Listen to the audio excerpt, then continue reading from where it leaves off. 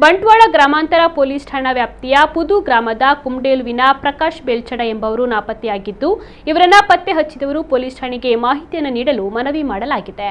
2025ರ ಜನವರಿ 3ರಂದು ಮಧ್ಯಾಹ್ನ 2:30ಕ್ಕೆ ಮನೆಯಿಂದ ಹೋದವರು ಮರಳಿ ಬಾರದೆ ನಾಪತ್ತೆಯಾಗಿದ್ದಾರೆ ಎಂದು ಪತ್ನಿ ಸುಜಾತ ದೂರನ್ನು ನೀಡಿದ್ದಾರೆ.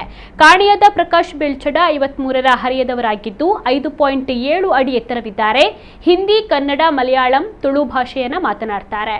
ಬಿಳಿ ಮೈಬಣ್ಣ ಹೊಂದಿದ್ದು ತಲೆಗೂದಲನ್ನ ಸೂಡಿ ಕಟ್ತಾ ಇದ್ರು. ಕಂದು ಬಣ್ಣದ ಶರ್ಟ್ ಮತ್ತು ಕೇಸರಿ ಬಣ್ಣದ ಲುಂಗಿ ಧರಿಸಿದ್ದು, ಇವರ ಬಗ್ಗೆ ತಿಳಿದು ಬಂದಲ್ಲಿ ಬಂಟ್ವಾಳ ಗ್ರಾಮಾಂತರ ಠಾಣಾ ಪೊಲೀಸರಿಗೆ ದೂರನ್ನು ನೀಡಲು ಮನವಿ ಮಾಡಲಾಗಿದೆ.